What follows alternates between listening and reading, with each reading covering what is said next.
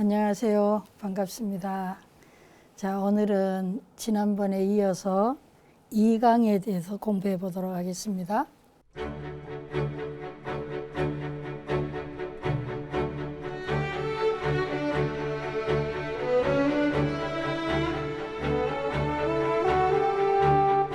오늘의 강의 주제들은요.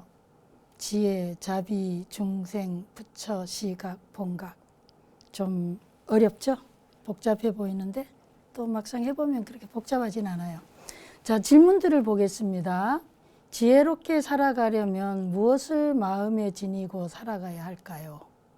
자비심을 어떻게 증장시킬 수 있을까요? 물질적 여유가 없다면 물질적 자비가 아니어도 상대에게 와닿을 수 있는 자비를 베풀 수도 있나요? 하는 질문입니다. 자, 그럼 이 질문 하나에 대해서 일단 첫 번째 질문 한번 생각해 보겠습니다. 지혜롭게 살아가려면 무엇을 마음에 지니고 살아가야 할까요? 여기서 우리가 굉장히 중요하게 생각할 수 있는 게 지혜의 두 가지 측면이에요. 하나는 본질적인 지혜고 하나는 현상적 지혜. 불교에서 이야기할 때는 이게 중간에서 보면 절대적 진리, 상대적 진리 이러는데 우리 그런 조금 뭐 중도, 진공, 묘 이랬는데 그냥 쉽게 생각하죠. 여러분들이 그냥 일상을 살아가는데 우리가 지혜롭다 했을 때 뭐 다양하게 여러 가지 지혜가 있겠습니다만은 크게 보면 두 가지예요. 본질적으로 첫 번째 본질적 지혜라고 하는 거는 살아가는 주체가 누구죠? 우리 각자들이죠. 나죠. 내가 누구인가 하는 거예요. 나에 대한 어떤 근본적 이해가 필요하다는 겁니다. 두 번째는 현상적 지혜 했을 때는 이 나가 결국 이 현실을 살아가는데 수없이 많은 환경 또 인간관계 뭐 자연과의 관계 모든 그런 나를 둘러싸고 있는 현실들이 있죠. 우리 사회가. 그러니까 이 현실에 대한 나를 둘러싸고 있는 뭐 타자 또는 자연, 세상에 대한 이해가 필요하다는 겁니다.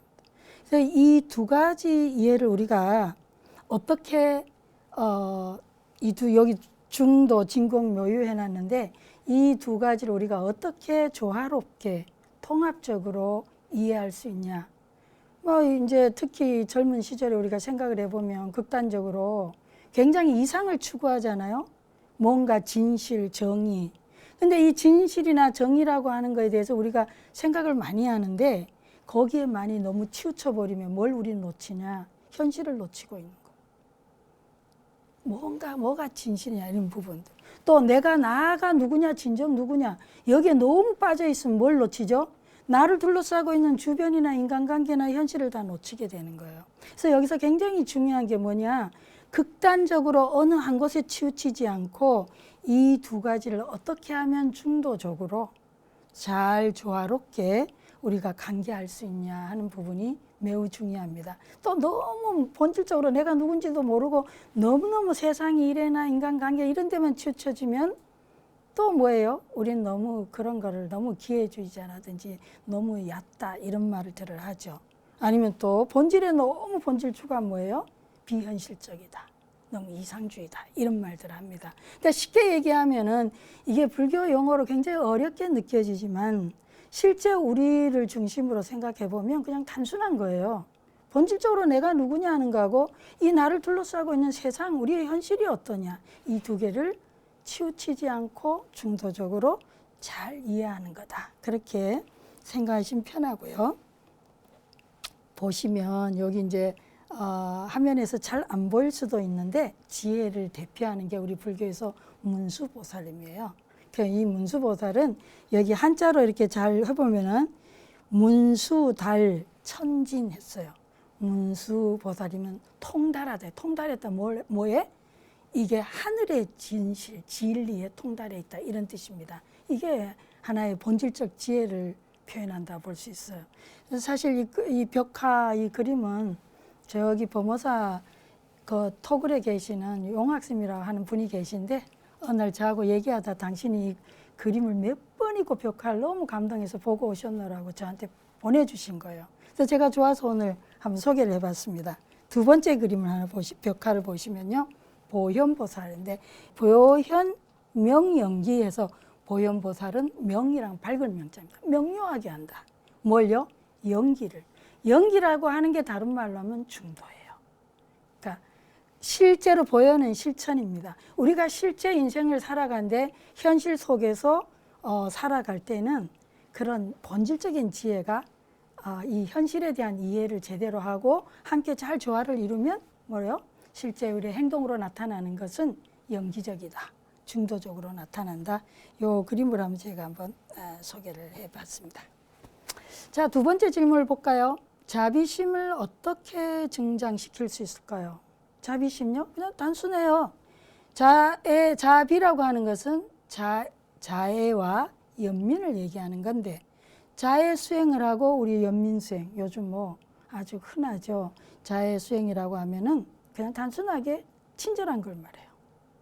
모든 사람들에 대해서 구분 없이 친소 구분 없이 누구에게나 친절한 걸, 따뜻한 거를 말합니다.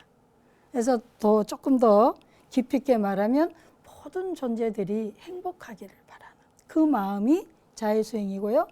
연민수행하면은 특별히 고통하는 중생들, 뭐 사람이든 아니면 다른 동물이든 특별히 고통하는 존재들이 그 고통에서 벗어나기를 바라는 그런 마음을 우리가 연민심이라고 해요. 그래서 이 두 가지 마음을 가지는 것이 이 자비심을 증장시키는 거다. 그럼 일간에 이런 생각할 수 있죠. 특히 요즘 많이 힘들잖아요. 내가 힘들어 죽겠는데 남을 배려하라고 내가 배려받을 것이 필요하다. 이렇게 생각할 수 있어요. 사실은 이게 맞는 얘기예요. 그런데 실제로 내가 내 고통에 내 힘겨움에 막 집중하면서 내가 사랑이 필요하고 내가 배려받는 게 필요하고 내가 인정받는 게 필요하다고 거기에 많이 빠지면 빠질수록 사실은 정신증을 많이 유발하게 됩니다. 그래서 정신증을 가진 사람들의 가장 큰 특징이 불만, 자존감이 낮다. 원인은 너무 자기 고통에 몰입하고 집중해 있을 때. 그래서 우리가 한번 실제로 그러면 이게 맞나? 한번 내가 타자들에게 자애를 보내고 친절하고 연민심을 갖는 것이 실제로 나에게도 이게 유익하면서 좋은 건가 한번 생각해보죠.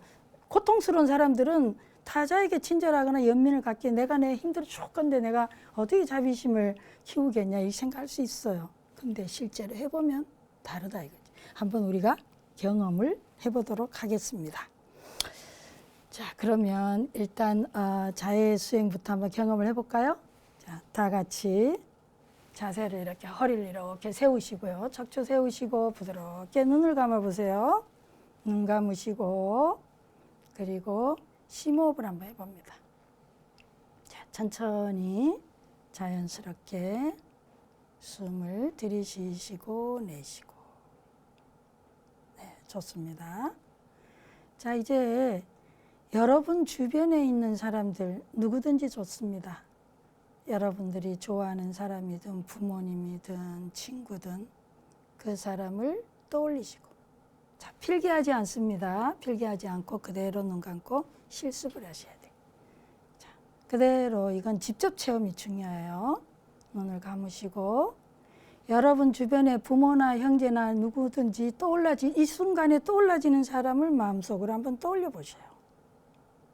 그리고 그 사람을 향해서 부드럽게 한번 미소 지어 봅니다. 마음으로 떠올라진 사람을 향해서 미소 짓고 그리고 마음속으로 행복하세요. 이런 마음을 한번 보내보세요. 좋은 하루 되세요. 행복하세요. 진심 어린 마음으로 해봅니다. 자, 그리고 또 다른 사람이 마음속에 떠올라지면 그 사람을 향해서 또 행복하세요. 편안하세요. 하는 마음을 보내봅니다. 가볍게 미소를 지으면서요. 여러분이 이 순간에 초대하고 싶은 사람이 있으면 누구든지 초대해서 그런 마음 보내볼 수 있습니다. 자, 이제 눈 떠보세요. 부드럽게 눈을 뜹니다. 어때요? 뭐 여러분이 마음에 있는 친구였던 부모님이었던 누구에게 좋은 사람에게 행복하세요 하는 그 마음을 보냈을 때 여러분도 같이 따뜻해집니다. 자, 이번엔 그러면 연민심을 한번 실습해 보도록 하겠습니다. 자, 다시 허리 한번 다시 세우시고요. 자, 부드럽게 눈을 감습니다. 눈을 감으시고요. 지금 이 순간 여러분 주변에서 굉장히 힘이 들고 고통받고 있는 사람들을 한번 떠올려 보셔요. 코로나로 인해서 힘든 사람, 뭐 실직한 사람, 여러 가지 경제적으로 어렵거나 인간관계로 어렵거나 힘든 사람을 한번 떠올려 보시고 그 사람을 마음속으로 이렇게 떠올렸으면 그를 향해서 진심 어린 마음으로 아, 지금 힘들죠. 그 힘듦에서 하루속히 편안해지기를 바랍니다. 하고 진심 어린 마음을 한번 보내보셔요.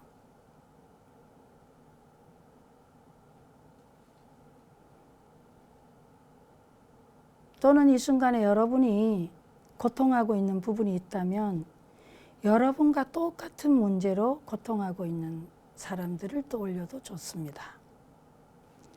그분들을 향해서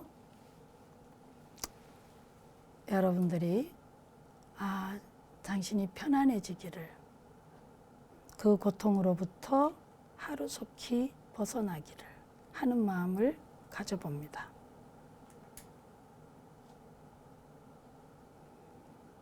자, 이번에는 손을 한번 가슴에 이렇게 올려봅니다. 두 손을 가슴에 이렇게 부드럽게 얹고요. 여러분의 손에 따뜻함을 느끼시면서 혹시 여러분 자신이 지금 매우 힘들고 있다면 여러분 자신을 향해서도 연민심을 보내봅니다. 내가 이 힘겨움으로부터 편안해지기를, 내가 지금 이 순간 겪고 있는 이 스트레스나 이 고통으로부터 해방되기를,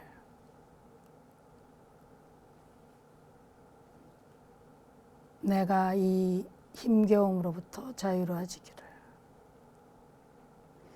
무슨 말이든지 지금 여러분이 가장 위로받고 싶은 그 말을 여러분 자신에게 들려줍니다.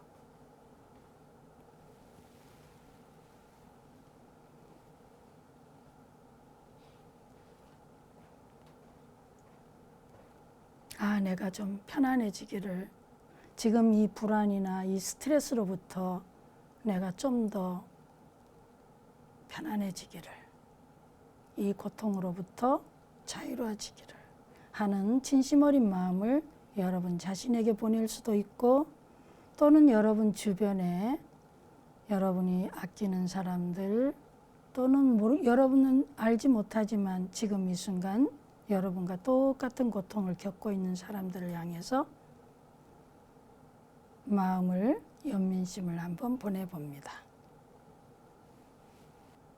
네, 손 내리시고요. 심호흡 한번 하시고 부드럽게 눈을 뜨겠습니다. 네. 굉장히 짧은 순간이지만요.